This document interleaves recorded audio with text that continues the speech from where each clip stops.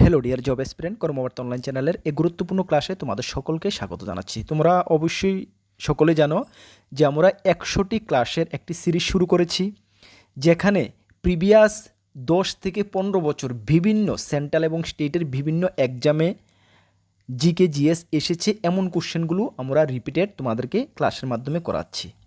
এই ক্লাসটা হবে আমাদের ক্লাস নাম্বার 38। আনফর্চুনেটলি আমাকে বলতে হচ্ছে 37 ক্লাস করিয়েছি, অলমোস্ট আমাদের 1 মাস হয়ে গেছে। এই মাঝখান দিয়ে আমি কোনো ক্লাস তোমাদেরকে করাতে পারিনি।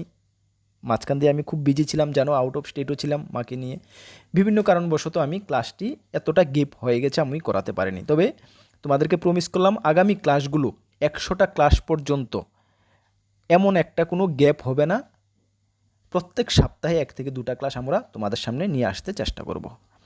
এই ক্লাসগুলো upcoming JRBT two, group C, group D, Tripura forester, forest guard, Tripura police constable, Tripura high court, বা আমি তোমাকে যদি বলতে চাই তুমি যে এক্সামকে টার্গেট বানিয়ে প্রিপারেশান করছো, তোমাদের এক্সামের সিলেবাসের মধ্যে যদি জিকে জিএস থাকে, এই ক্লাসটি 100% তোমাদের জন্য বেনিফিট। আমি দায়িত্ব নিয়ে এবং গ্যারান্টি দিয়ে বলতে পারি, এই ক্লাসগুলোর যে কোশ্চেনগুলো আমি করাচ্ছি, এই কোশ্চেনগুলো যদি তুমি 100টা ক্লাস ভালো করে দেখো, জিকে জিএসের জন্য তোমাকে চিন্তা করতে হবে না, বিশেষ করে আপকামিং জিআরবিটি2। ডিয়ার স্টুডেন্ট, একটু ক্লাসগুলো ফলো করো এবং নোটগুলো, কোশ্চেনগুলো নোট করে নাও।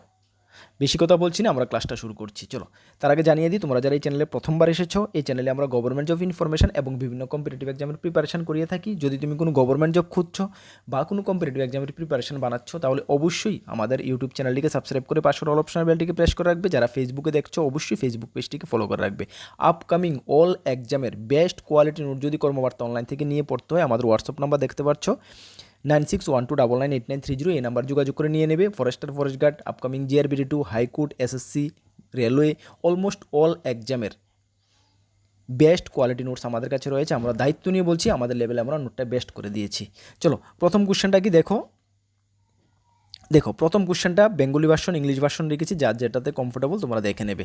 মহাজাগতিক বা মহাজগৎ সম্বন্ধীয় বিদ্যাকে কি বলা হয়? ভেরি ইম্পর্ট্যান্ট, অনেকবার অনেক এক্সামে এসেছে। মহাজাগতিক, মহাজাগতিক বা মহাজগৎ, এটা বলো যে আমাদের বিশ্বব্রহ্মাণ্ড, যদি বলতে চাই যে মহাজগৎ বা মহাবিশ্বের যে সৃষ্টি, ঠিক না, ওই যে মহাজগৎ যেখানে আমাদের গ্যালাক্সিগুলোরও গঠন হচ্ছে, এই যে এই সম্বন্ধীয় মহাজাগতিক সম্বন্ধীয় যে বিদ্যা, দ্যাট মিন্স সায়েন্সের, বিজ্ঞানের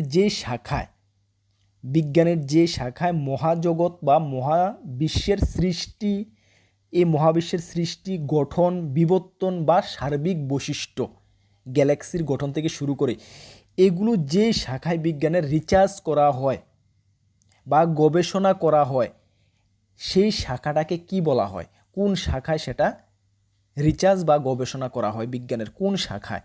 এই মহাজাগতিক যা কিছু রয়েছে, গঠন, সৃষ্টি, বিবর্তন, সার্বিক বৈশিষ্ট্য, সব কিছু বিজ্ঞানের কোন শাখায় রিসার্চ করা হয় বা গবেষণা করা হয়, সেটা হবে, সঠিক উত্তর হবে option A, cosmology.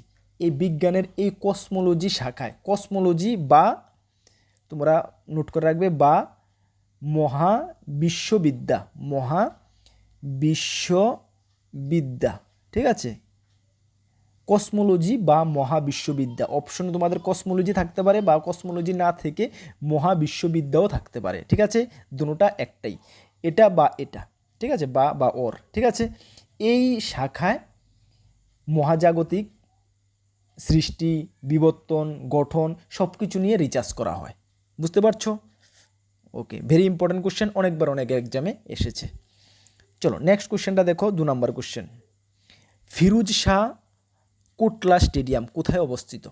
Firoz Shah Kotla stadium কোথায় অবস্থিত? একটি ভারতের মধ্যে একটি ফেমাস স্টেডিয়াম, ক্রিকেট স্টেডিয়াম, সেটা কোথায় অবস্থিত বা কোন রাজ্যে অবস্থিত? ফিরোজ শাহ কোটলা স্টেডিয়াম কোন রাজ্যে অবস্থিত? ভেরি ইম্পর্ট্যান্ট, কিন্তু সঠিক উত্তর হয়ে যাবে দিল্লি, ঠিক আছে। এই স্টেডিয়ামটা দিল্লিতে অবস্থিত, অপশন বি হবে সঠিক উত্তর, ঠিক আছে। ফিরোজ শাহ কোটলা স্টেডিয়াম দিল্লিতে অবস্থিত। তাছাড়াও তোমাদেরকে জানতে হবে, পরীক্ষায় তোমাদেরকে আসে কিছু ইম্পর্টেন্ট স্টেডিয়াম, এগুলোর নাম তোমাদের জানা থাকতে হবে কোথায় অবস্থিত, ঠিক আছে। চলো আমরা যদি দেখি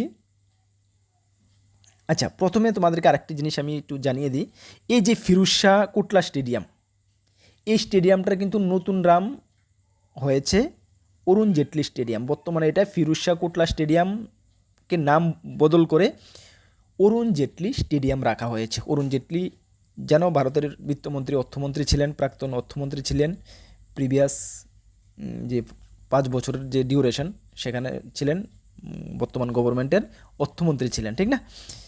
অরুণ জেটলি, উনার নামে বর্তমানে ফিরোজ শাহ কোটলা স্টেডিয়ামটাকে নাম চেঞ্জ করে উনার নামে করা হয়েছে।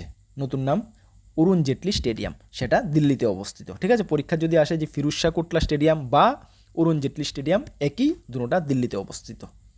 বুঝতে পারছো? আচ্ছা, অপশন এতে আছে মুম্বাই। মুম্বাইতে কোন ফেমাস স্টেডিয়াম অবস্থিত?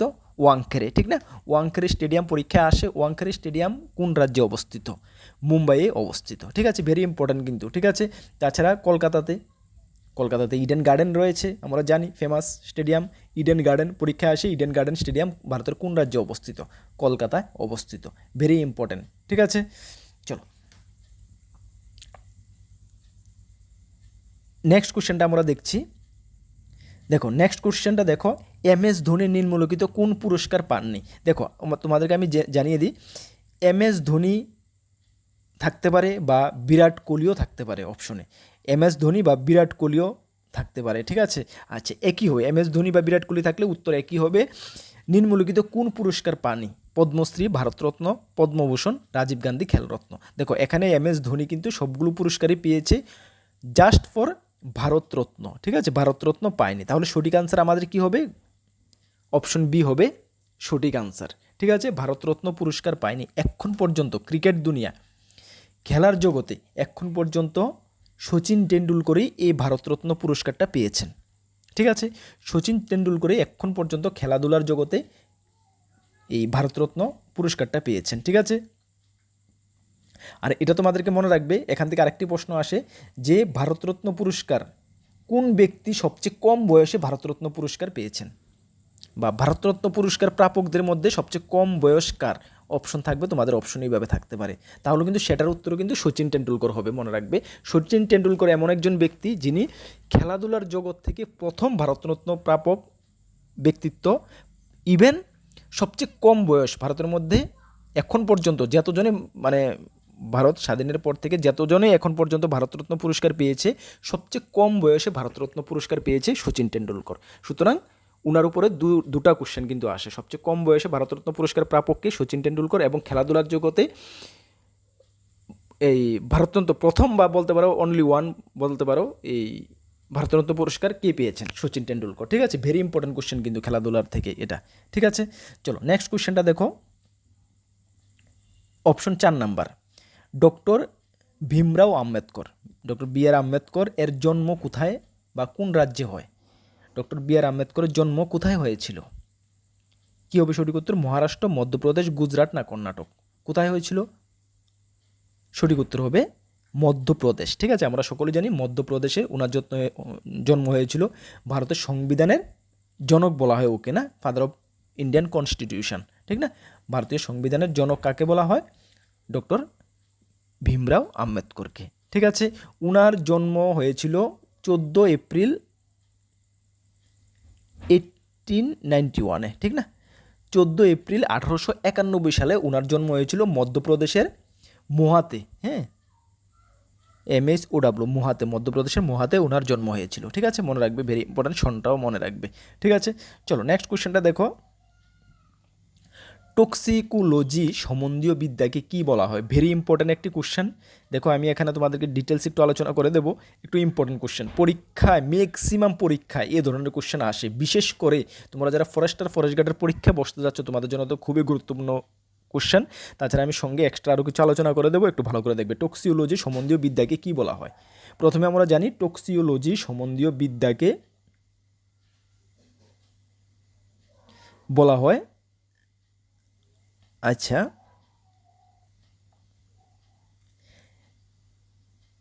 আচ্ছা, এখানে তোমাদের বিষ, হ্যাঁ, এটা বিষ বলা হবে। আচ্ছা, বিষ সম্বন্ধীয় বিদ্যাকে কী বলা হয়? টক্সিওলজি, ঠিক আছে? টক্সিওলজি কোশ্চেনটা এমন হবে, টক্সোলজি সম্বন্ধীয় বিদ্যাকে কি বলা হয়, ঠিক না? এই যে কোশ্চেনটা উল্টা হয়ে গেছে, যাই হোক, বিষ সম্বন্ধীয় বিদ্যাকে বলা হয় টক্সিওলজি, ঠিক আছে? আচ্ছা, কোশ্চেনটা উল্টা হয়ে গেছে, তোমরা দেখে নেবে। আচ্ছা, নেক্সট দেখো, অপশন এতে কি আছে? ভাইরাস। ভাইরাস সম্বন্ধীয় যে বিদ্যাকে কি বলা হয়? ভাইরোলজি বলা হয়, ভাইরোলজি। বিষ সম্বন্ধীয় বিদ্যাকে বলা হয় টক্সিওলজি, টক্সিক। আর ভাইরাস ভাইরাস সম্বন্ধীয় বিদ্যাকে বলা হয় ভাইরোলজি। ভেরি ইম্পর্ট্যান্ট, ভাইরোলজি একদম অনায়াসে তোমাদেরকে মনে থাকবে। ভাইরাস সম্বন্ধীয় বিদ্যাকে বলা হয় ভাইরোলজি। আর অপশন বিতে কি আছে? ব্যাকটেরিয়া। ব্যাকটেরিয়া সম্বন্ধীয় বিদ্যাকে বলা হয়, ব্যাকটেরিয়া সম্বন্ধীয় যে বিদ্যাকে বলা হয় তোমাদের ব্যাকটেরিয়া সম্বন্ধীয় বিদ্যাকে বলা হয়, জাস্ট আমারও খেয়াল পড়ছে না, ব্যাকটেরিয়া সম্বন্ধীয় বিদ্যাকে, আচ্ছা যাই হোক, তোমাদেরকে আমি এটা দেখে পরবর্তী সময় জানিয়ে দেবো, ঠিক আছে? আমার ডাউট আছে এটাতে, ঠিক আছে? চলো, দেখে নেবে বা তোমরা দেখে নেবে, বা আমি তোমাদেরকে পরবর্তী সময় জানিয়ে দেবো, ঠিক আছে? আমার ঠিক খেয়াল পড়ছে না। ওকে, চলো নেক্সট কোশ্চেন দেখো।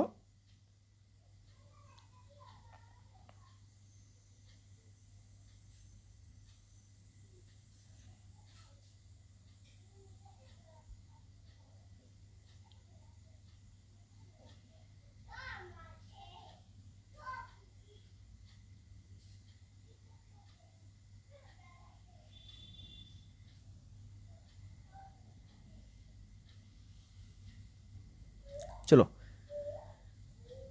ডিস্টার্ব হয়ে গেছে। নেক্সট কোশ্চেন দেখো, লোকসভার সদস্য হতে কত বছর বয়স প্রয়োজন পড়ে? ভেরি ইম্পর্ট্যান্ট কোশ্চেন, এবং মানে আশা করি তোমরা সকলেই এটা জানবে। একদম ইজি কোশ্চেন, আমি অনেকবার ক্লাস করিয়েছি এটা, যখন হাইকোর্টের ক্লাস করিয়েছি তখন ক্লাসটা করিয়েছি, এই কোশ্চেনটা করিয়েছি, এবং সকলে আশা করি জানবে। বলো কী হবে সঠিক উত্তর? লোকসভার সদস্য হতে কত বছর বয়স প্রয়োজন পড়ে? দেখো, লোকসভার সদস্য হতে মিনিমাম 25 ইয়ার্স, মানে 25 বছর মিনিমাম হতেই হয়। লোকসভার সদস্য হতে গেলে মিনিমাম 25 বছর হতে হয়। আর যদি আমরা বলি যে রাজ্যসভা, দুটি ভারতবর্ষে দুটি কক্ষ রয়েছে, একটি উচ্চকক্ষ এবং একটি নিম্নকক্ষ, মানে রাজ্যসভা এবং লোকসভা। তাহলে নিম্নকক্ষ লোকসভার সদস্য হতে গেলে মিনিমাম 25 বছরের প্রয়োজন পড়ে, আর উচ্চকক্ষ রাজ্যসভার সদস্য হতে গেলে মিনিমাম 30 বছরের প্রয়োজন পড়ে। মনে রাখবে, রাজ্যসভার সদস্য হতে গেলে মিনিমাম 30 ইয়ার্স প্রয়োজন, এবং লোকসভার মিনিমাম 25 ইয়ার্স প্রয়োজন পড়ে। ভেরি ইম্পর্ট্যান্ট, ঠিক আছে? লোকসভা নিম্নকক্ষ এবং রাজ্যসভা হলো উচ্চকক্ষ। তাছাড়াও তোমাদের পরীক্ষায় কিন্তু খুবই গুরুত্বপূর্ণ মানে আসে যে পার্লামেন্ট কি কি নিয়ে গঠিত হয়।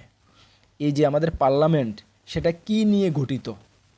অ্যাকচুয়ালি পার্লামেন্ট হলো লোকসভা, রাজ্যসভা এবং প্রেসিডেন্ট নিয়ে হয় পার্লামেন্ট গঠিত হয়, ঠিক আছে? লোকসভা, রাজ্যসভা এবং প্রেসিডেন্ট, ঠিক আছে? ভেরি ইম্পর্টেন্ট কোশ্চেন, পরীক্ষায় আসে, অপশন থাকবে লোকসভা, রাজ্যসভা, প্রেসিডেন্ট, বা লোকসভা, রাজ্যসভা, এমন লোকসভা, রাজ্যসভা স্পিকার, এমন কিছু অপশন থাকবে, ঠিক আছে? এমসিকিউ আকারে আসবে পরীক্ষায়। তাহলে তোমরা লোকসভা, রাজ্যসভা এবং প্রেসিডেন্ট, ঠিক আছে? চলো নেক্সট কোশ্চেন দেখো, গান্ধীজি সর্বপ্রথম ভারতে চম্পারণ আন্দোলন কোথায় শুরু করেন? Very important question. গান্ধীজি সর্বপ্রথম ভারতে চম্পারণ আন্দোলন কোথায় শুরু করে? গান্ধীজি সর্বপ্রথম ভারতে চম্পারণ আন্দোলন শুরু করেছিল চম্পারণে, ঠিক আছে? চম্পারণ আন্দোলন শুরু করেছিল, সেটা 1917 খ্রিস্টাব্দে। কত খ্রিস্টাব্দে? 1917 খ্রিস্টাব্দে, ঠিক আছে? 1917 খ্রিস্টাব্দে। আরেকটি প্রশ্ন তোমাদের আসে যে সবরমতী আশ্রমকে প্রতিষ্ঠা করেন? যেহেতু আমরা গান্ধীজি নিয়ে আলোচনা করছি, সেটা আলোচনা করা খুবই ইম্পর্ট্যান্ট, পরীক্ষায় আসে। সবরমতী আশ্রম কে প্রতিষ্ঠা করেন? সবরমতী আশ্রমও গান্ধীজি প্রতিষ্ঠা করেন কত খ্রিস্টাব্দে? সেম 1917 খ্রিস্টাব্দে, ঠিক আছে? সেম 1917 খ্রিস্টাব্দে। তাহলে 1917 খ্রিস্টাব্দে দুটা ইম্পর্ট্যান্ট কি, একটা হলো গান্ধীজি সবরমতী আশ্রম প্রতিষ্ঠা করেছিলেন, তাছাড়া চম্পারণ, এই সর্বপ্রথম চম্পারণ আন্দোলনের শুরু করেছিলেন গান্ধীজি, ঠিক আছে? ওকে, মনে রাখবে শোনটা। নেক্সট কোশ্চেন দেখো, 8 নম্বর কোশ্চেন, ভারত ছাড়ো আন্দোলন কবে শুরু হয়? ভারত ছাড়ো আন্দোলন কবে শুরু হয়? কী হবে সঠিক উত্তর? সঠিক উত্তর হয়ে যাবে 1942 খ্রিস্টাব্দে। ভারত ছাড়ো আন্দোলন শুরু হয় 1942 খ্রিস্টাব্দে। কোথায় শুরু হয়েছিল? অ্যাকচুয়ালি এই যে ভারত ছাড়ো আন্দোলনটা এটা পুরো সমগ্র ভারত জুড়েই শুরু হয়েছিল, যেখানে আমরা সকলে জানি গান্ধীজি নেতৃত্ব দিয়েছিলেন, ঠিক না? গান্ধীজি নেতৃত্ব দিয়েছিলেন সেই ভারত ছাড়ো আন্দোলনে। 1942 খ্রিস্টাব্দে শুরু হয়েছিল, সমগ্র ভারত মিলেই এটা শুরু করেছিলেন গান্ধীজি, ঠিক আছে? Very important question. Next question দেখো, 9 নম্বর কোশ্চেন, স্বরাজ আমার জন্মগত অধিকার উক্তিটিকার। ভেরি ইম্পর্টেন্ট, অনেকবার অনেক এক্সামে এসেছে, আশা করি তোমরা ম্যাক্সিমামই সঠিক আনসার করতে পারবে। যারা জানো অবশ্যই কমেন্টস করো। স্বরাজ আমার জন্মগত অধিকার উক্তিটি কার? ইয়েস, উক্তিটি হলো বাল গঙ্গাধর তিলক। বাল গঙ্গাধর তিলক এই উক্তিটি করেছিলেন যে স্বরাজ আমার জন্মগত অধিকার, ঠিক না? আচ্ছা, এখান থেকে তোমাদের বাল গঙ্গাধর উপরে আরেকটি কোশ্চেন তোমাদের পরীক্ষায় আসে যে বাল গঙ্গাধরকে মানে কি নামে উনি পরিচিত, বা লোকমান্য নামে কাকে জানা যায় বা জানা যেত লোকমান্য, তাহলে সেটা হবে বাল গঙ্গাধর তিলককে, ঠিক আছে? ইনি লোকমান্য নামও কিন্তু খুব পরিচিত ছিলেন, ঠিক আছে? পরীক্ষায় আসে তোমাদের, ঠিক আছে? তাছাড়া তোমাদের পরীক্ষায় আসে যে হুমরুল লীগ কে প্রতিষ্ঠা করেন? হুমরুল লীগও কিন্তু বাল গঙ্গাধর তিলকই প্রতিষ্ঠা করেন, ঠিক আছে? বা কোশ্চেনটা এইভাবে আসতে পারে যে নিম্নের কোন প্রতিষ্ঠানটি বাল গঙ্গাধর তিলক প্রতিষ্ঠা করেছিলেন? হুমরুল লীগ থাকবে অপশনে, আরও অনেক কিছু থাকবে, তাহলে তোমরা মনে রাখবে যে বাল গঙ্গাধর তিলক হুমরুল লীগ প্রতিষ্ঠা করেন, ঠিক আছে? আচ্ছা, তারপরে অপশন আছে দেখো, লালা লাজপত রায়। লালা লাজপত রায় কী নামে পরিচিত? পাঞ্জাব কেশরী। পাঞ্জাব কেশরী নামে পরিচিত, ঠিক আছে? পরীক্ষায় আসে যে লালা লাজপত রায় কী নামে পরিচিত? পাঞ্জাব কেশরী নামে পরিচিত, ঠিক আছে? আর মহাত্মা গান্ধী তো সকলেই জানি আমরা, রাষ্ট্রপিতা নামেও ওনাকে সম্বোধন করা হয়, রাষ্ট্রপিতা, ঠিক না? চলো, আর রবীন্দ্রনাথ ঠাকুর সকলে জানি আমরা, কবিগুরু রবীন্দ্রনাথ ঠাকুর কবিগুরু নামে পরিচিত, ঠিক না? আচ্ছা চলো, নেক্সট 10 নম্বর কোশ্চেন দেখো, মৎস্য পালনকে কি বলা হয়? মৎস্য পালনকে, ভেরি ইম্পর্টেন্ট কোশ্চেন একটা, মৎস্য পালনকে কি বলা হয়? যে মৎস্য পালনের যে মানে পদ্ধতি, এটাকে কি কি নামে পরিচিত? সেটা পিসি কালচার নামে পরিচিত। অপশন এ হবে সঠিক উত্তর। ভেরি ইম্পর্টেন্ট কোশ্চেন, কিন্তু ম্যাক্সিমাম মানে পরীক্ষায় এই ধরনের কোশ্চেনগুলো আসে। পিসি কালচার, মৎস্য পালনকে বলা হয় পিসি কালচার, ঠিক আছে? আর সেরিকালচার, রেশম চাষকে বলা হয় সেরিকালচার, রেশম চাষ, ঠিক আছে? রেশম চাষকে কি বলা হয়? যেমন মৎস্য পালনকে কি বলা হয়? পিসি কালচার। তাহলে পরীক্ষা আসতে পারে রেশম চাষকে কি বলা হয়? সেরিকালচার। আর মৌমাছি পালনকে কি বলা হয়? মৌমাছি পালনের যে বিদ্যা, সেটাকে কি বলা হয়? সেটাকে এপিকালচার বলা হয়, এপিকালচার, ঠিক আছে? মৌমাছির যে পালন, যে বিদ্যা, সেটাকে এপিকালচার বলা হয়, ঠিক আছে? ভেরি ইম্পর্টেন্ট কোয়েশ্চেন কিন্তু। তাছাড়া তোমরা মনে রাখবে যে বিপুল পরিমাণে যে যখন মৎস্য উৎপাদন করা হয় তখনকার সেটাকে কিন্তু নীল বিপ্লবও বলা হয়। যখন বিপুল পরিমাণে, হিউজ পরিমাণে, ঠিক আছে, যেমন মৎস্য চাষ হয় তখন সেটাকে নীল বিপ্লব বলা হয়। যেমন ধান গম যখন হিউজ পরিমাণে চাষ করা হয় সেটাকে সবুজ বিপ্লব বলা হয়, সেমভাবে কিন্তু, ঠিক আছে? হিউজ মৎস্য উৎপাদনকে নীল বিপ্লবও বলা হয়, ঠিক আছে? চলো নেক্সট কোশ্চেন দেখো, জাপানের জাতীয় খেলার নাম কি? ভেরি ইম্পর্টেন্ট, জাপানের জাতীয় খেলার নাম কি? জাপানের, হ্যাঁ ইয়েস, আমরা সকলেই জানি জাপানের জাতীয় খেলা হলো সুমো রেসলিং, ঠিক আছে? সুমো রেসলিং হলো জাপানের জাতীয় খেলা, ঠিক আছে? আর আমাদের ভারতের জাতীয় খেলা কি? ভারতবর্ষের জাতীয় খেলা কমেন্টস করে জানাও তোমরা, ঠিক আছে? ভারতের জাতীয় খেলা কি? একদম ইজি, সকলে জানি আমরা, ফিরবি তোমরা কমেন্টস করে জানাও যে আমাদের ভারতের জাতীয় খেলার নাম কি, ঠিক আছে? 11 নম্বর কোশ্চেন এইভাবে কমেন্টস করো। 11 নম্বর question, A B C, C তো না, এ বি ডি কোনটা হবে? সঠিক উত্তর বি হলে বি, এভাবে কোশ্চেন করে তোমরা জানিয়ে দাও, ঠিক আছে? এ হলে এ বা ডি হলে ডি, ঠিক আছে? চলো, আচ্ছা জাপান যেহেতু বললাম আমরা, জাপানের ক্যাপিটাল কি? সকলে জানি আমরা জাপানের ক্যাপিটাল হলো টোকিও, ঠিক না? টোকিও হলো জাপানের ক্যাপিটাল, এবং ওইখানের কারেন্সি হলো ইয়েন, হ্যাঁ, ওইখানের কারেন্সি হলো ইয়েন, ঠিক আছে? ভেরি ইম্পর্টেন্ট কোশ্চেন, দেখবে। চলো নেক্সট কোশ্চেন দেখো, 12 নম্বর কোশ্চেন, পোলো খেলা, এই যে পোলো একটি ফেমাস খেলা, পোলো খেলা ভারতের কোন রাজ্যে প্রচলন শুরু হয়? প্রথম কোন রাজ্যে ভারতের প্রচলন শুরু হয়েছিল এই পোলো খেলাটার? কী হবে সঠিক উত্তর? সঠিক উত্তর হয়ে যাবে অপশন বি নাম্বার, মণিপুরে। প্রথম মণিপুরে কিন্তু এই পোলো খেলা শুরু হয়েছিল। ঠিক আছে, আর মণিপুরের ক্যাপিটাল কি জানি আমরা? সকলে জানি ইম্ফল। মণিপুরের কিছুদিন আগে তো দেখছো মণিপুরে যে একটা মানে প্রবলেম চলছিল, ঠিক না? আচ্ছা, মণিপুরের রাজধানী হলো ইম্ফল। আর এই যে মণিপুরের উপরে আরেকটি কোশ্চেন তোমাদেরকে আসে, এর আগেও আমি আলোচনা করেছি। যখনই মণিপুর আমার মানে কিছুতে আমি মণিপুর পাই তখনই বলি যে মণিপুরকে ভারতের মণিকে কে বলেছিলেন বা কে আখ্যা দিয়েছিলেন মণিপুরকে ভারতের মণি বলে? সেটা কিন্তু পণ্ডিত জওহরলাল নেহেরু, ভারতের first prime minister Pandit Jawaharlal Nehru মণিপুরকে ভারতের মণি নামে আখ্যা দিয়েছিলেন কিন্তু, ঠিক আছে, বলেছিলেন। ওকে, চলো নেক্সট কোশ্চেন দেখো, 13 নম্বর কোশ্চেন। সৌরজগতের মোট গ্রহ সংখ্যা কত? সৌরজগতের বর্তমানে মোট গ্রহ সংখ্যা কত? Very important question. কী হবে সঠিক উত্তর? সঠিক উত্তর হয়ে যাবে 8টি। বর্তমানে 8টি কিন্তু, ঠিক আছে, 8টি বর্তমানের সৌরজগতের মোট গ্রহের সংখ্যা বর্তমানে 8টি। আগে কিন্তু 9টি ছিল, ঠিক আছে। আর এই যে প্লুটোকে কিন্তু বাদ দেওয়া হয়েছে, ঠিক আছে। এটা 2006 সালে, হ্যাঁ 2006 সালে প্লুটোকে গ্রহ থেকে বাদ দেওয়া হয়েছে। বর্তমানে 8টি রয়েছে, ঠিক আছে, বর্তমানে 8টি রয়েছে। আচ্ছা, আরেকটি ইনফরমেশান তোমাদেরকে আমি দিতে চাই। তোমরা যারা আপকামিং বিভিন্ন এক্সামের প্রিপারেশান করছো, যেমন আপকামিং পুলিশ কনস্টেবল আসছে, জিআরবিডি 2 আসছে, অ্যাসেম্বলি আসছে, ফরেস্টারের সব কিছু যে আপকামিং যারা প্রিপারেশান করছো, তোমাদের প্রত্যেক মাসের কারেন্ট অ্যাফেয়ার্সের মাস্ট বি প্রয়োজন পড়ছে। কারণ কারেন্ট অ্যাফেয়ার্স ছাড়া তো কিছুই না। প্রত্যেক মাসের কারেন্ট অ্যাফেয়ার্স তোমরা সকলেই আপডেট করে রাখছো, নিজেকে আপডেট করে রাখছো আশা করি। যদি কর্মবার্তা অনলাইন থেকে আমাদের থেকে পার মান্থ কারেন্ট অ্যাফেয়ার্স তোমরা নিতে চাও, অনেকে পার মান্থ কারেন্ট অ্যাফেয়ার্স আমাদের থেকে 90 রুপিস করে পে করে কিন্তু নিচ্ছে, ঠিক আছে। তো তোমাদেরকে বলবো যে তোমরা 90 রুপিস করে প্রত্যেক মাসে কারেন্ট অ্যাফেয়ার্স কেন পে করে নিচ্ছ? আমাদের একটি পেইড গ্রুপ রয়েছে, পেইড হোয়াটসঅ্যাপ গ্রুপ রয়েছে, যেখানে প্রায় 470-এর উপরে স্টুডেন্ট কিন্তু অলরেডি জয়েন রয়েছে। ওরা বিভিন্ন এক্সামের প্রিপারেশান করছে। তুমি ওই গ্রুপটাতে ওয়ান টাইম একবারে 499 পেমেন্ট করে জয়েন করে নাও না, তাহলে প্রত্যেক মাসের কারেন্ট অ্যাফেয়ার্স তুমি পেয়ে যাবে। যেখানে আমরা কারেন্ট অ্যাফেয়ার্স তো জানো, আমাদের quality current affairs Tripura, national, international সব কিছু আমরা কভার করি। অলমোস্ট অল এক্সামের জন্য কারেন্ট অ্যাফেয়ার্স তোমাদের কাজে আসবে। তাছাড়া এই যে আমরা ক্লাসগুলো করাচ্ছি, জিকে জিএসের ক্লাস, এগুলোর পিডিএফও তো আমি আমাদের গ্রুপে দিচ্ছি, সঙ্গে আনসার কি সমেত। তাহলে এত কিছু তুমি পাচ্ছ। বিভিন্ন এক্সামের যেগুলো কালেক্ট করা যায় প্রিভিয়াস ইয়ারের কোশ্চেনও আমি দিচ্ছি গ্রুপে। তো এইগুলো তোমরা একই জায়গাতে পেয়ে যাবে। ওয়ান টাইম 499 দিয়ে তোমরা কিন্তু জয়েন করতে পারো।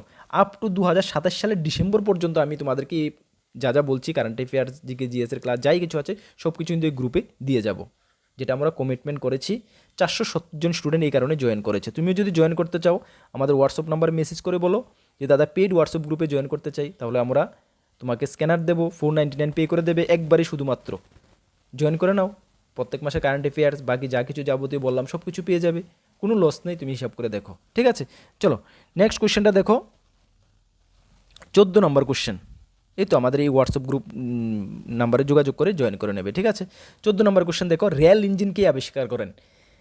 ইম্পর্টেন্ট কোশ্চেন, রেল ইঞ্জিন কে আবিষ্কার করেন? Very important. সঠিক উত্তর কী হবে? ইয়েস, সঠিক উত্তর হয়ে যাবে জর্জ স্টিফেনসন। অপশন এ হবে সঠিক উত্তর। জর্জ স্টিফেনসন রেল ইঞ্জিন আবিষ্কার করেন, ঠিক আছে, রেল ইঞ্জিন আবিষ্কার করেন। আচ্ছা, এখান থেকে যদি তোমাদের পরীক্ষা আরও আসে যে যদি বলে যে বাষ্পচালিত রেল, বাষ্পচালিত যে রেল ইঞ্জিন কে আবিষ্কার করেছিলেন? সেটা আবিষ্কার করেন জেমস ওয়াট। জেমস ওয়াট বাষ্পচালিত রেল ইঞ্জিন আবিষ্কার করেন, ঠিক আছে। আর ভারতবর্ষে রেলের জনক কাকে বলা হয় জানো তোমরা? লর্ড ডালহৌসিকে, ঠিক না? লর্ড ডালহৌসিকে ভারতবর্ষে রেলের জনক বলা হয়, ঠিক আছে। ভেরি ইম্পর্টেন্ট কোশ্চেন, দেখবে। নেক্সট কোশ্চেন দেখো, 15 নম্বর কোশ্চেন। গ্রিনিচের সময় নির্ণায়ক যন্ত্রের নাম কি? গ্রিনিচের সময় নির্ণায়ক যন্ত্রের নাম কি? কী হবে সঠিক উত্তর? যারা জানো অবশ্যই কমেন্টস করো। গ্রিনিচের সময় নির্ণায়ক যন্ত্রের নাম হলো কি? Yes, chronometer. অপশন বি হবে সঠিক উত্তর, ক্রোনোমিটার। হ্যাঁ, গ্রিনিচের সময় নির্ণায়ক যন্ত্রের নাম হলো ক্রোনোমিটার, ঠিক আছে। মানে অ্যাকচুয়ালি এই ক্রোনোমিটার যে, এটা কিন্তু এক ধরনের একটি ওয়াচ, ঘড়ি, ঠিক আছে। এটা কিন্তু এক ধরনের একটি ওয়াচ, ঘড়ি। যার মানে কি বলবো, এই ঘড়িটা মানে এই ঘড়ির সাহায্যেই, এক ধরনের একটি ঘড়ি, টাইমলাইন ঘড়ি, ঘড়িটির সাহায্যে গ্রিনিচের সময় নির্ণয় করা হয়। ঠিক আছে। আর এই যে অপশন এতে আছে দেখো, সেক্স ট্যাঙ্ক যন্ত্র। এই সেক্স ট্যাঙ্ক যন্ত্রটা কিসের কাজে ব্যবহার করা হয়? সেটা অক্ষাংশ, আমাদের যে অক্ষাংশ আছে না, অক্ষাংশ দ্রাঘিমাংশ অক্ষাংশ, এই অক্ষাংশ নির্ণয়ে সেন্স ট্র্যাক যন্ত্রটা ইউজ করা হয়। পরীক্ষায় আসে অক্ষাংশ নির্ণয়ে কোন যন্ত্র ব্যবহার করা হয়? সেক্স ট্র্যাক যন্ত্র ব্যবহার করা হয়। ঠিক আছে, চলো তাহলে আজকের ক্লাসে আমরা 15টি ডাইরেক্ট কোশ্চেন রেখেছি। আশা করি এক্সট্রা যে ফ্যাক্টগুলো মিলে তোমাদের প্রায় 30 থেকে 35টা কোশ্চেন তোমরা পেয়ে গেছো। যারা নোট করে নিয়েছো ফাইন। দেখো, রেগুলার বেসিসে ক্লাসগুলো ফলো করবো আমি দায়িত্ব নিয়ে এবং গ্যারান্টি দিয়ে তোমাদেরকে বলতে পারি। যদি তোমরা জিকে জিএসের ক্লাসগুলো রেগুলার বেসিসে ফলো করো, নোট করে নাও, জিকে জিএসের জন্য অন্তত পক্ষে তোমাকে পরীক্ষা চিন্তা করতে হবে না, এটুকু আমি গ্যারান্টি দিয়ে বলতে পারি। ঠিক আছে, চলো আশা করি রেগুলার ক্লাস ফলো করবে। আমাদের চ্যানেলে নতুন এসেছো, অবশ্যই চ্যানেলটিকে সাবস্ক্রাইব করে পাশের অল অপশন বেলটিকে প্রেস করে রাখবে। আপকামিং অল এক্সামের বেস্ট কোয়ালিটি নোট যদি আমাদের থেকে নিয়ে পড়তে চাও, আমাদের হোয়াটসঅ্যাপ নাম্বার দেখতে পাচ্ছ, সেই নাম্বারে যোগাযোগ করে নিয়ে নেবে। নেক্সট কোনো গুরুত্বপূর্ণ ভিডিও বা ক্লাসে তোমাদের সঙ্গে দেখা হচ্ছে। সকলকে বেস্ট অফ লাক। জয় হিন্দ, বন্দে মাতরম।